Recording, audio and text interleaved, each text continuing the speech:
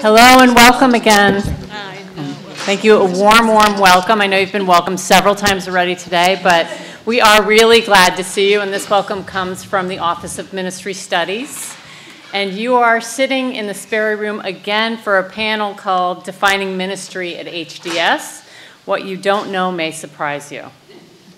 You in the right place? Yeah.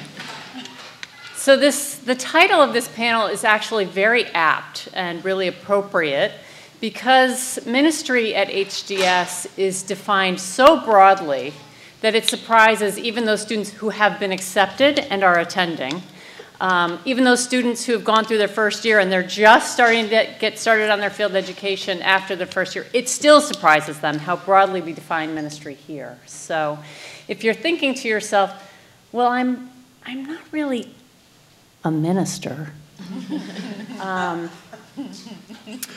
but I have a heart for service, and I have the passion to integrate those things of deepest value for me, whether it's from my faith tradition or from your deepest values and ethics of living in the world, and you've got this heart for service and these other passions, and you want to integrate the two of them, then you're in the right place. And again, if you are passionate about those things in the context of interfaith or multiple faiths, then you're even more so in the right place. Because at Harvard Divinity School, that is at the heart of the work that we do together here. So if that really lights you up and ignites your fire, then you're in the right place. But it's something to pay attention to as you look at different schools. Because being in dialogue with people across difference, especially religious difference, is central to the mission of Harvard Divinity School. So I'm going to why don't I introduce myself?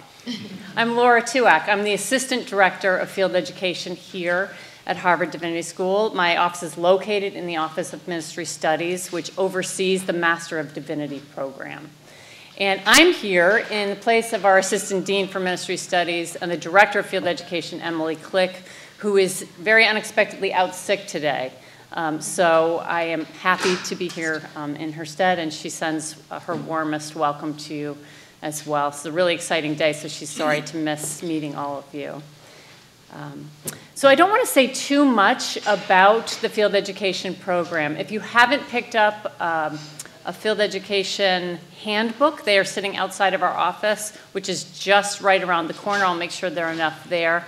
That goes into all the nitty-gritty details of what the program entails. I do want to give you a brief overview and then get out of the way, because really the good stuff is from the panelists here who will be describing their field education experiences for you in some detail.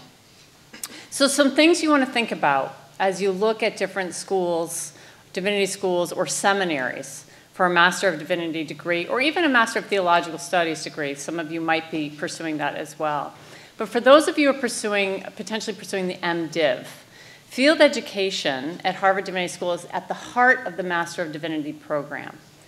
Now, you will find field education or contextual education or internships at all seminaries or divinity schools with this master program, but they're going to look a little bit different. So at Harvard Divinity School, we have a pretty hefty requirement. You need to do 2 units of field education to complete your degree. Each are 350 to 400 hours. One is part-time during the academic year, and another can be full-time during the summer, or you can do a second unit part-time over the course of the academic year. Now, that's not going to be the case at all schools. Some only have a semester-long requirement at part-time. But for those of us at Harvard Divinity School preparing students for ministry through the Master of Divinity program, believe that your work in the field is as much a learning lab as it is in the classroom. So it's an integrated part of the MDiv degree, and like I said, central to the work of preparing you for your ministry. So we believe that learning takes place in a setting, in the field, and also in the classroom, and we'd like them to talk to one another. So that's why we encourage students in their first year, if it's appropriate for your course of study, to start with field education right away. Now, you're not going to find that at all schools. Some schools believe they need to do a significant amount of preparation for you before they send you into the field. So here we believe theory and practice work together simultaneously, rather than get all the theory you can and apply it in the field. So both have value. It's just important that you know that here at Harvard Divinity School, we see them as integrated, and we'd like that to start right away for you if that's appropriate. Another defining characteristic of field education here at Harvard Divinity School is that really we believe it's an opportunity to spark your theological imagination. So what is going on for you? Where are the passions? Where is the vision for what you may define as ministry? And how can we help you to put it into practice, to get you designing something that will serve your educational and vocational needs and goals? So it's very specific. We do a lot of one-on-one work with students around their field education placements, which you'll hear from the variety of students that we have on the panel. Each of them have done very unique things, preparing for very unique ministries once they graduate. So some students will go on to congregational ministry, so a more traditional path, and some will go on for PhD work.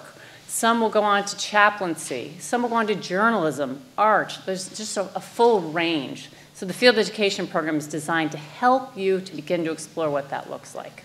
Again, that's different than other schools. Here we have the opportunity where you can create your own placement or select one of 100 established sites that we have relationships with. This is important to pay attention to some of these details as you look at Harvard Divinity School and other schools.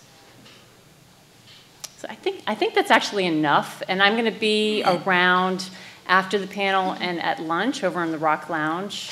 And I also have office hours this afternoon, so if you want to hear a little bit more about those details, feel free to see me. But it's really way more interesting to hear from them than it is for me to describe the program to you. So I'm just going to introduce them by name and the placements that they did. They provided these incredible bios, but again, I want you to hear directly from them rather than hearing my voice kind of drone on and on. So immediately to my left is Willie Bodrick. He's in his third year, preparing for graduation, and his first field education placement was bringing a nonprofit into reality, a vision that he had had for mentoring young black men, matching college students with men in the city, called Bold Mold. So we supported his work in incorporating that nonprofit. And his most recent placement was at the historic 12th Baptist Church in Boston, doing pastoral ministry. And next to him is Risu Lee, who's in her second year at Harvard Divinity School as an MDiv. Her first placement was at the Unitarian Universalist Urban Ministry, which is a social justice arm of the UU Church. And she worked with youth in after-school programs and is now at Milton Academy, which is a local independent school, K through 12, and she's working with the interfaith chaplain there. And next to her is Adare, and you're going to have to pronounce it. Oh, it's okay. Duryappa. I was right. Adare worked at the Center for Autism and Related Disorders in Southern California for her first placement. She worked alongside a PhD in clinical psychology, and I'll let her tell you more about that exciting work. And this year, she's also doing some really interesting work at the Dalai Lama Center for Ethics and Transformative Values at MIT, working alongside the founder of that program as well as the MIT Buddhist chaplain. And Jenny Stewart, next to Adare, is in her second year of the MDiv program. Jenny came to Harvard Divinity School with extensive experience in hospital settings, evaluating victims of trauma. And she is now in a church. She is working at First Church in Swampscott Congregational United Church of Christ with her supervisor, Ian Holland, who is the pastor of that church. So each of our students are going to tell you a little bit about their paths, the work that they've done in field education, and how it's informing their vocational and educational goals. Thank you, Laura. Welcome. My name is Willie Bodrick II. I am originally from Atlanta, Georgia, born and raised, product of Atlanta Public Schools, a graduate of Benjamin Elijah Mays High School. I went forward to Georgetown University in Washington, D.C., where I graduated in 2010. And found my way here at Harvard Divinity School And now I'm in my third year, in my last year here in the MDiv program, and I'm excited actually about where this path is taking me. Very, very much so. I've been involved in ministry most of my life. My father's a pastor, so I didn't have much of a choice at one point. But but now I'm glad that I found my path and have been able to pretty much script out how I want to see things. As Laura mentioned, I have had 2 field placements, 2 different ones. The first one, Bold Mode, which is a nonprofit that I started here in Roxbury, and then the other one is the church that I am now, the youth and young adult pastor at the historic 12th Baptist Church under the leadership of the Reverend Dr. Arthur T. Gerald. My first field placement came actually out of an internship experience that I experienced at this organization called Boston Rising, which was to address poverty in Boston. And so we were actually engaging in community in Grove Hall, actually, which is right there on the cusp of Roxbury and Dorchester. And we were just out there in the fields doing a lot of field work. And from that, I was working with some of the teens that were actually at Jeremiah Burke High School, which is a school that is right there in Roxbury, right in Grove Hall. And from there, it sparked a great relationship with them, but also led me to actually say, what can I do?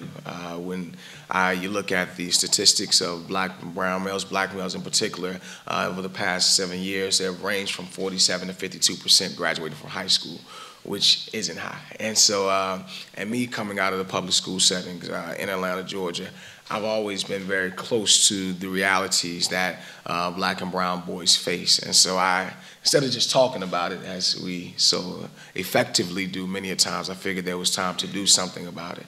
And so I took off and I went to my mentors, and I came to HDS, and I was like, can I pull this together? Is it possible for me to make this dream in some ways a reality? And I can say without a shadow of a doubt that Harvard Divinity School was very supportive in everything that I wanted to do, and they tried to make it as easily and accessible for me to translate what I saw happening in my little internship and opportunity to actually become a reality as a field placement.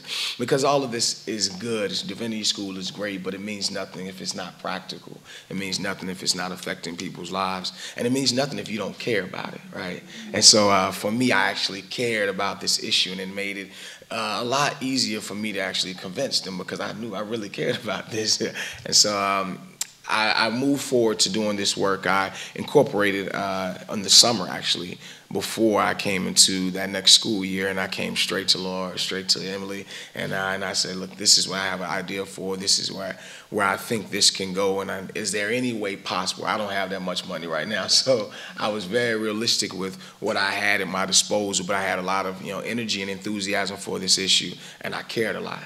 And so I went at it, and all of last year, actually, for 3 days a week, I met with 8 kids. It fluctuated at times, but I met with 8 kids at Jeremiah Burke.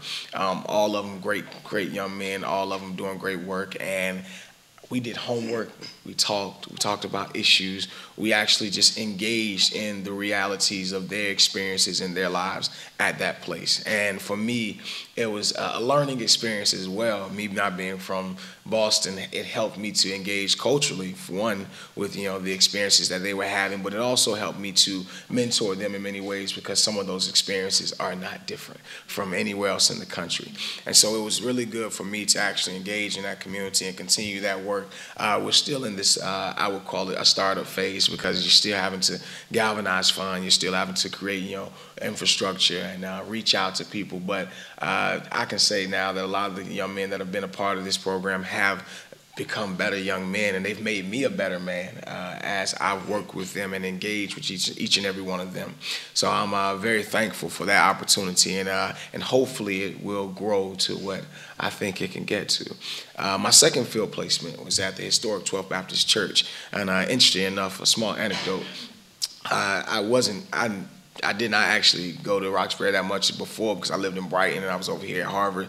So I was really active in campus stuff here, and Reverend Dr. Charles Adams' class and his preaching class, and the pastor of this church is there, and he's in our class every single day, there every day, and he never spoke much. So I just saw this older gentleman in our class. And one day at the end of the last class, I preached, and the pastor came and he asked, would I preach for a youth day service? And I was like, yeah, why not? And from there, it sparked a relationship that helped me to get into the community and ministerially, as well as to engage in the community where I actually live now.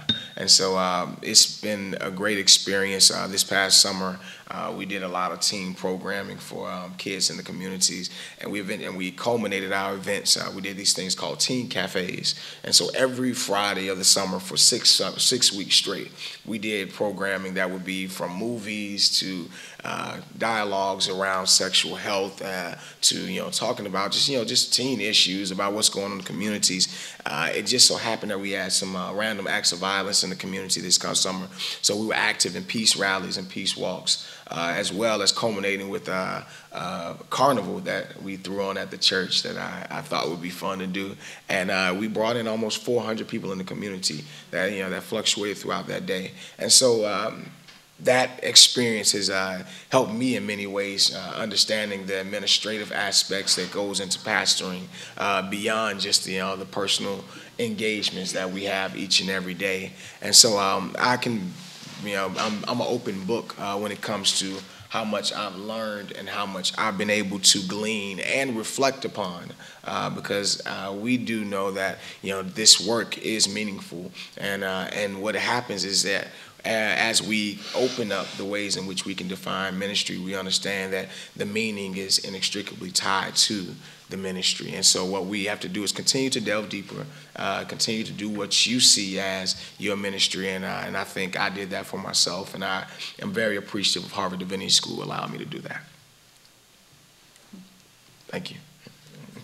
Thank you. Hi, everyone.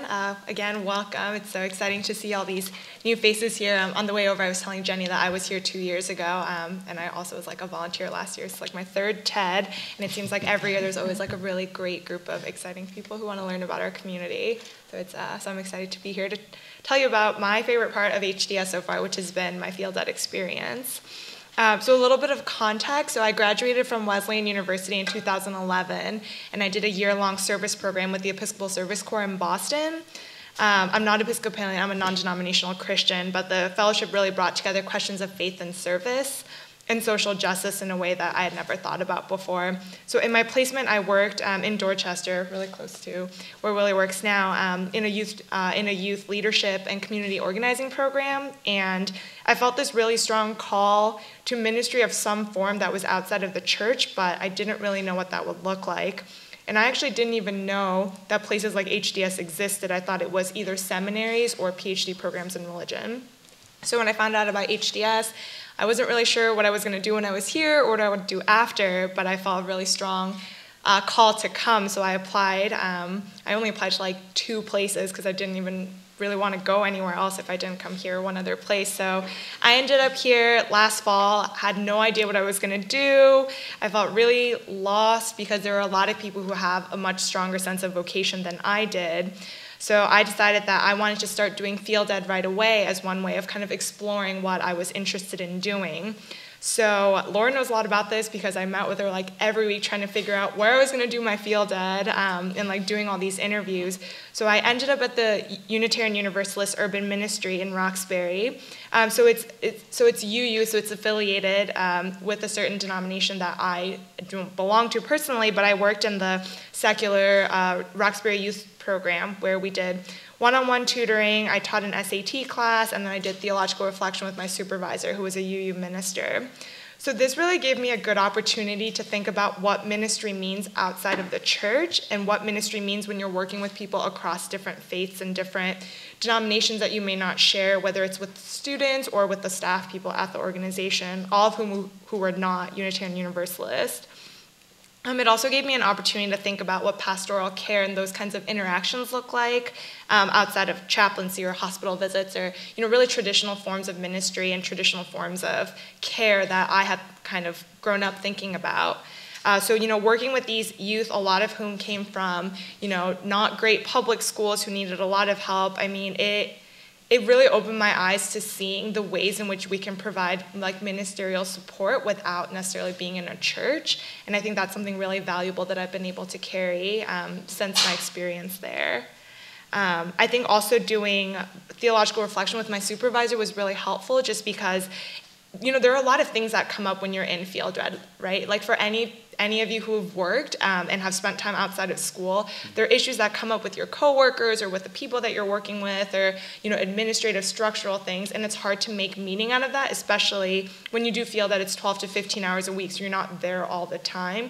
So to have an hour built into the week where I meet with my supervisor, who's an ordained minister, who's way better at kind of processing information than I was, I really found to be an invaluable experience in my time there. So I think last year it kind of helped me think a lot more about, you know, my ministry as one that involves working with youth and young people. So the last 2 years I worked with urban youth around Roxbury and Dorchester, and this year I thought I would do something a little bit different but still working with young people. So I'm doing my second field ed this year at Milton Academy. My supervisor is the director of religious and spiritual life, but what I'm mostly working with her on is teaching in the classroom. So she teaches this like introduction to world religion class that meets 4 times a week. So I'm at Milton twice a week. I do a lot of observing and participation. I teach from time to time. And I also help out with like some of the after school activities. So it's given me a whole different perspective of what working with young people could look like. And even though it's in like a more traditional classroom setting, I definitely think there are ministerial components to working with young people that kind of spread across, you know, time and place, right? Like there are things about 16-year-olds that are the same no matter where they are. So I think kind of, you know, with these emerging questions that I have about ministry and youth ministry, but those things happening outside of the church, it's been really helpful to kind of see what that looks like in the classroom. So just some of the things that I've learned from doing field ed, I would say by far it's been the most rewarding and the most difficult part of the experience here. I think experiential learning is so informative. It really helps you see what you like and what you don't like. And even if you have no idea what you want to do, which is kind of the place I was in, this is like the first opportunity to kind of explore those questions in a way that's like framed very well. You do these learning contracts so that you have goals that you're trying to accomplish in your placement. Then you have like a mid-year and then a final eval. You meet with your supervisor once a week. So I think being able to explore these questions in a very framed context is really helpful. And I think the way that ministry is defined here is so special, especially for people like me who are non-traditional, whether it's for, you know, I'm not denominationally affiliated, I'm not interested in being a chaplain or a congregational minister. So to think about ministry as, you know, working with young people, whether it's, you know, tutoring program or in a classroom, I think that's a really special way of thinking about your vocation, your call as something that's outside of maybe a traditional parish context. So I highly recommend, no matter where you end up, whether here or somewhere else, to think about field education in a broader sense, because I think that really helps down the road when you think about, you know, what you see yourself doing outside or after graduating from any divinity school or seminary. So thanks.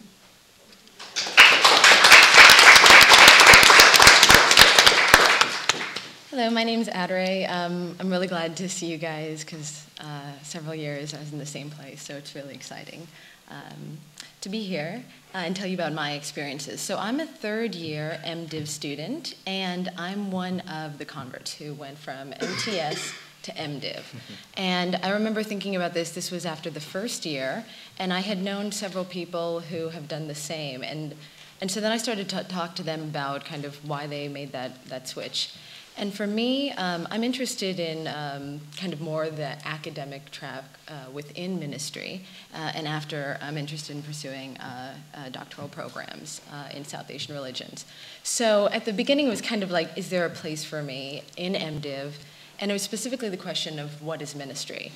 Because I wasn't sure if there was already a definition of what ministry is, or if I can define it in what it means for me specifically. And it was really great to know that there was this kind of open space. And for me, the way I define ministry is it's through the production of knowledge, academic knowledge, scholarship, teaching, but it's the fact that you're always producing something not just for the halls of academia, but it directly impacts people's lives. So it was really great to know that there is a place if you are one of the people who are thinking about that, And the main reason that I switched was because of the field education. So my background, too, was kind of eclectic. I had done business before and psychology. So I kind of wanted to see kind of what would I do for field education as well. And also, similarly, I don't have an a religious tradition that I'm particularly affiliated. I grew up in a Buddhist home and also went to a Catholic school, and my dad's Anglican, but so I'm conflicted in different ways. So it was also nice on the religious side of understanding kind of where my place would fall. So I was planning for my summer field education during my second year. And this is a good story for you plan it and you think you know what you want to do. So I was looking to teach in Sri Lanka, but because of kind of safety issues, that actually wasn't able to happen. And I had to then think of what's a new field placement that I can do. I think this started like during May, or like very late in the game. So I was really nervous. And so this is a good lesson of basically knowing that the ministry office is there to help you, because Laura and Professor Click were so nice for meeting with me to kind of figure out, okay, how do I get a placement within just a few weeks? And so when I was thinking about where I would work, I remember my sister was talking, she lives in Los Angeles, and she was talking about her friend who had founded a long time ago this organization. It's called CARD, the Center for Autism and Related Disorders. And I thought, well, that sounds interesting because I'm interested in general of processes of educational systems, or just in general social service. So I went in kind of really excited because I knew it was a great organization but had no clue what I was going to do. So just be really open to knowing that you can serve in many different ways, but you might have no idea until you're there. So I remember talking to my supervisor, and what I did is I just gave him my CV, and I said, this is my background. So I have background in like business and psychology, and if there's any specific way that you think one of my skills would help. And then I also told him about arts of ministry, and that's very interesting too, because if you try and talk about these terms, arts of ministry or basically theological reflection in a different type of context, it's really helpful to make sure that you're able to communicate across, not just within HDS, but what does these arts of ministry mean? So in the course of our conversation, one of the things that the organization talked about is they said they wanted to expand to the Latino community, because basically the problem within autism treatment is that within the Latino community they're diagnosed much later, around like age 9. So they're missing a very critical window where they could be treated. So he proposed to me that we would really like to know more about cultural competency and just how, if we do go into this market, how do we actually make sure that we're serving them, the Latino community, and it's actually within kind of their system of beliefs. So what happened then is all of a sudden I started doing more research into religious conceptions of autism in the Latino community. So it was a very I would have had no idea that, I would do this placement and I would do this type of work. But it was great because since I'm interested in basically scholarship, I was looking at all of being able to research scholarship, but you can actually see the very end effect. You can see how it's helping some family or some kid. And that was just wonderful. And it also, what I really liked about it is it showed you when you're writing academic work, you want to make sure that you can reach all audiences, because you have no idea whose work can benefit from your writing. So it was really helpful on the sense of just encouraging me of what your specific scholarship can do. But it's also helpful to know that to always be able to talk back and forth within different communities. When you're in a scholastic community, you probably use certain words, probably use certain vocabulary, and you're able to connect that way. But when you're in different communities, whether it's business or working one-on-one with individuals, how are you talking and making sure that you're resonating and listening to them? So that was really helpful. And it's also nice because I just found out that they're now, so I wrote a report and I gave it to them, oh, this is good, but you have no idea, if you're helping. And right now I just found out that the Center for Autism and Related Disorders are actually now expanding to the Latin American market. And some of the positions that I was recommending, they're actually creating those things. So it's really nice, like when, like something you actually, because you write a paper, right? And it's just like, these are just words. But when you can see that something that you can actually physically produce can have these really tangible effects, like, it's just like, oh, this is, like kind of what you're saying, like, why do you do what you do, you know? Like, so that was really great. So currently, I'm in my second placement, which is at the MIT Dalai Lama Center for Ethics. And this was actually one of the placements. So the first one, I had proposed it. This one is a placement that's already established within HDS. And it's really interesting because it's another one where it sounds very, you know, it's very cool because I'm interested in ethics and I'm also interested in business. But I had no idea what type of projects we will be working on. So to give you a sense of that, tonight, under the Center for Ethics, they're having tuba throat singers come, and there's going to be performance, and they're working with the Media Lab to see the correlations between vocal vibrations, sonic, sounds, and happiness. And so it's very like random and interesting, just the fact that we know that certain sounds can create different moods, but there's not that much studies with it. So it's so basically I'm helping with like the coordination part and just writing reports about it, and I'm still kind of figuring out as it goes along of what parts I can play, but it's just to show that a lot of times, especially when you're doing classes and you're preparing, and if you're looking for like doctoral programs, you're like, okay, what do I need to do? But it's these parts like in between where you have no idea what you're going to do, but it's very transformational. And like if you heard Professor Halsey talking about how it changes you if you're looking as an academic or a scholar, it changes in you ways that you would not even know. And I think because field ed goes, you're in the classroom, and then this summer you go to field ed, and then you're working in the class, and you're doing field ed. This constant, even if you have a background where you're, have this experience, going back and forth constantly forces you to make sure that you never forget what we're learning in the classroom is applicable here, and what we're learning, day-to-day lives is applicable in the classroom. So good luck. And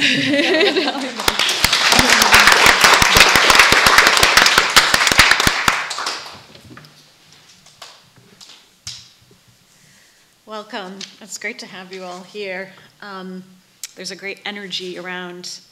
My name is Jennifer again. Unexpectedly, I would say, as a mid-career student, the primary area of learning for me here at Divinity School has been ministerial formation. I almost have to pause to say that because I can't get my head around it, but I'm working at it. Nor did I expect that interning at a church would be so crucial to that professional development. I knew it would be crucial, but I didn't know how crucial. I had been a lay leader at my home church, and I saw ministers come and go, and there were multiple transitions and other complicated happenings at church, and I really wasn't sure that church work was on the horizon for me. As a mid-career student, I wanted to come to HDS. I was focused on coursework. I had just completed a year as a chaplaincy resident at an area hospital where I did 4 units of clinical pastoral education. And it was there that I realized I wanted to be on the ordination path, but it still loomed large. What does that mean? I really thought it was more on pastoral psychology and chaplaincy is where I was going. Going from college to social work, I'm not going to tell you when. I have worked as a clinician in the area of court systems, evaluation, and psychological trauma. And after spending several years conducting trauma evaluations at Children's Hospital, 2 things became apparent to me. One, that I was very compelled by this intersection of faith and traumatic happenings, And 2, I was reaching the end of my tether doing trauma evaluations, and that it was time for a change. As I said, a crucial area for me at Harvard Divinity School has been ministerial formation and thinking about the professional identity. And I think one of the key things for me is being open to possibility. I went in and had a conversation with Emily Click, and I was sort of 2 years ahead, and she said, you need to be right where you are. Be open to what is possible. Be open to what interests you. It changes, and it does. I would say that also doing this field education placement, there has been a lot of work on self, which is no picnic. And I would say I've begun to ask myself the question, what does it mean to become a minister? And I think part of the work is actually, yes, you can be a minister, and I'm getting to a place where I can actually envision that might happen. I think this vocational development of self as minister is hard work, particularly as you have to unlearn and relearn new ways of being. For me, there were differences between being a lay leader, social worker, clinician, minister in a church setting. And while the differences may be subtle in certain ways, they're huge. And for me, the church internship has been vital to my understanding of what being a minister means, what I bring to the table personally. It has made me think about vulnerability. I've actually preached, which, wow. And I think the other piece is that, I came into Divinity School thinking one thing, I went into field ed thinking one thing, and I'm going to emerge at the end of it with a whole new perspective and understanding. I think also what makes field ed great and hard is that you start to see yourself through the eyes of others, and sort of to have yourself reflected back in that way is a little painful sometimes. But it's so important. When we work in this very tender area of spiritual care, knowing what triggers you or what you bring to the table is very important. I have found that the church internship, and Ian, who is a really great supervisor, sorry, I don't mean to embarrass you, Ian, but that the internship has been very key to leadership, to teaching, and preaching. Yes, preaching. And actually, one of my growing edges is I'm learning how to preach without notes. As you can see, I'm not there yet, but I'm working on it. And I think this interplay of courses and field ed and peers has just been a very deepening experience for me that I did not expect. So such is the journey of field ed, important, hard, and rewarding learning. So thank you.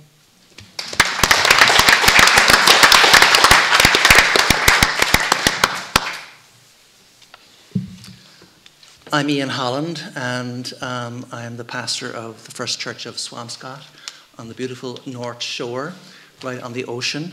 It's a United Church of Christ congregation, and we're blessed with Jennifer's journey with us this year. I was born and raised in Ireland, born and raised as an Irish Catholic. I came to the United States in 1987 to do a PhD in computer science, which I completed about 5 years after that, and I worked in the software development field for a number of decades until God rudely interrupted my comfortable life and took me in a different direction. And I finished my own MDiv in 2009 at another school, and I did 2 years of field education there. Only one was required, but I needed a lot of work. So 2 years is really a fantastic opportunity for you all if you take this path. And it is a deeply personal experience. It is a deeply spiritual experience. And so I speak to you from my own context. I'm a Christian minister, and I trust that you'll be able to translate into your own context, your own spiritual path for yourself. You all, if you've gotten to this place, are tremendously accomplished people. We've heard some fantastic biographies here, people who are really tremendously accomplished. And the key thing about field education for me is it's not about you accomplishing something more or something in addition. It's not about gaining credits. It's to ask the question, what is God accomplishing in you? How is this time in field education being used by God to open you up to the truth of who you are in the place that you are placed? How is each encounter with each human being begging the question of revealing your identity, or perhaps forming a new identity for you? So it is a profoundly personal, a profoundly spiritual experience.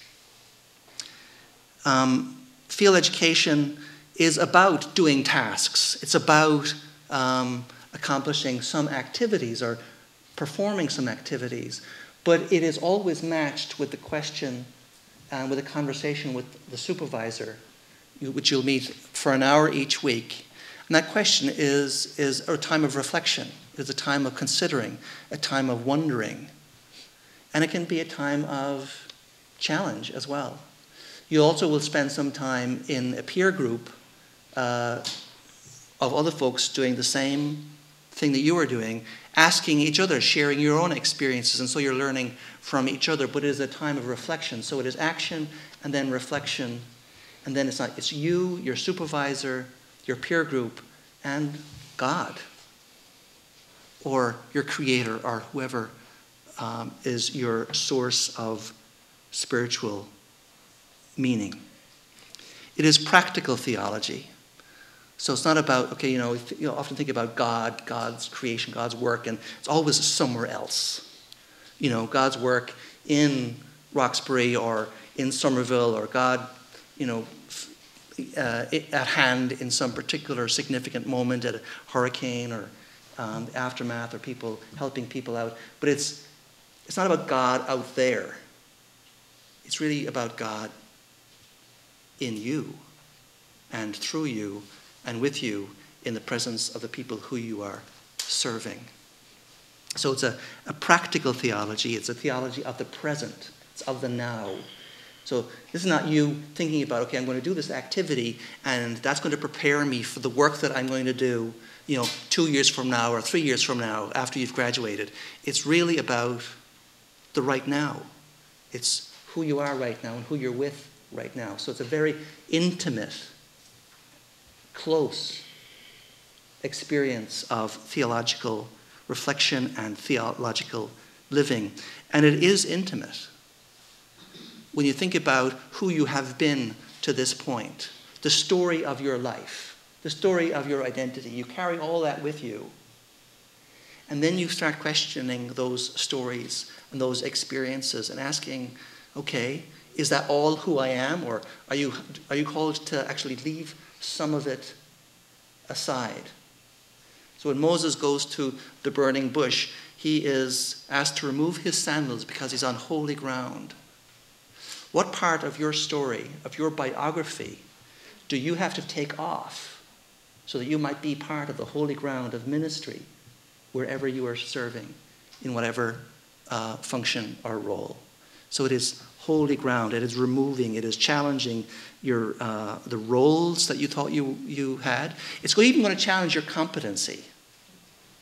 If you do not experience the gift of incompetency, and that's difficult, I'm sure, for you all here who are so accomplished, so gifted, to think about what it might mean to receive the gift of incompetency. That you won't know what to do. If somebody comes to you and says X or Y, and you say, I'm not ready for this. I'm not prepared for this. And then to face the truth that you can't help. that you can't help, that you can't fix the problem, that you don't have the remedy in your back pocket that you can come out. You don't have the phone number to call. You don't have, it's just you, and all you can do in that moment is the presence of you, the truth of your own humanity in the moment. That's all you've got. And you know what? That's more than enough. So the gift of incompetency, which introduces the vulnerability, right? You're all prepared to gain credentials and gain training and gain degrees and experiences. And in the end, so much of it is about who are you as a human being, independent of all that stuff. And just to be with another person. And then to ask the question, where was God in the moment? Did God show up? And then when you kind of reflect on that, that is where kind of the deep truth of who you are and who you're being called to become is revealed. So it is formational, transformational even. Like I told you, it took me 2 years before I got a clue. And maybe I achieved that clue on the very last Sunday that I served in a church. And I had to undo what it meant to be a church person. I came in being a competent type A doer. I knew what it meant to be a lay person in a community. And I knew, what was required. And I had to kind of undo all of that and figure out what it meant to be a pastor, a minister in a community. It's to break the patterns that you may have learned in your life. And it is to enter into that reflection really with an open heart and an open mind. And to learn perhaps not how to run a program or maybe not even how to learn how to preach. It may not be about that, but rather about how to become a fully human being, a gift of God for the people who you're with. So expect to be changed. Expect to be challenged. Expect to be uncomfortable. Expect to feel incompetent. Expect to feel helpless. Expect to feel affirmed. Expect to feel treasured. Expect to feel blessed.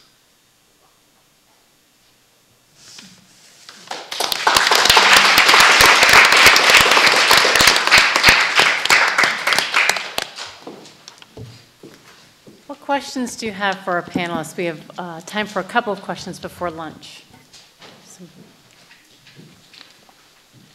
Hi. Well, first, I just really want to thank you for your very soulful reflections and kind of that openness to speaking with vulnerability and about the uncertainty in this journey. So I guess one of my questions is kind of speaking to that. I personally I was raised Hindu, and I'm interested in pursuing Hindu ministry or Hindu chaplaincy and doing multi-faith work. And to my knowledge, that's not something that I really heard of other people doing. And even at Harvard Divinity School, I don't know if there's many people doing something like that. And so I'm wondering about kind of the level of institutional support that those of you who have really had to forge your own path or create your own journey, the level of institutional support that you've received, and also kind of the level of autonomy and creativity that you've been allowed, and whether there have been challenges that have been difficult to overcome and things that have been really helpful. I can speak on that for, my focus on South Asian religion, so I study Buddhism and Hinduism. So I think that while there aren't as many programs that are already organized for Hinduism, it's much harder to find that. The onus then is to take more of finding these placements on yourself. But there's so much support to help you along that way. So it's kind of both, unfortunately, since it isn't there. But then I think there's also another way of looking at it, which is, while some of the field placements might not be directly related to your tradition, you're still shaping yourself, informing yourself, which makes you better in your ministry, even though it might not be directly tied. So because you have 2 placements, hopefully you can have an opportunity to do both, like one directly related to your tradition, but I think also, just if I can address that too, you have to remember we're part of a larger university here too. So what you might not see directly right here at Harvard Divinity School, we may know people through the university who know people to connect to you in other ways. So the resources are actually embarrassing in terms of being able to connect you. But in terms of support around creating something that really feels like it fits your particular situation, that's kind of our specialty in the office. And it's not just our responsibility, but it's a student's responsibility to do that work as well. We spark the imagination and get the connections going. Hi, I'm Pauline, and listening to all the panelists speaking about their experiences. I'm a Seventh-day Adventist, and I was called by the Lord. I was a Baptist before, and I was called by him into this church, and I do have an undergraduate in religion, and I did biblical languages, Greek and Hebrew. And so in listening to all the panelists, you probably thought I was sleeping, but I wasn't. In listening to all the panelists, I'm trying to find out here, where do I fit in? I've been experiencing raising up churches. There's a church down in Lower Massachusetts that I've helped to raise up that recently was accepted is under the Southern New England Conference as a church, received church status. And so I'm here with certain experiences looking for an area in which I can excel, and at the same time I'm open to listen to, going at other things, listening and experiencing other things as other people are looking at right now. Like my sister here was just talking about her religion, looking to hear something about hers. What it says that we're all a group. It's like the hand, we're all fingers, but we all belong together in a group. And so in getting together, we get to experience one another and to know who we really are. And that's what I'm here looking for. And at the same time, it piques my curiosity. And it makes me want to know more and to get myself involved. And I appreciate each one of you, what your input was. Thank you. One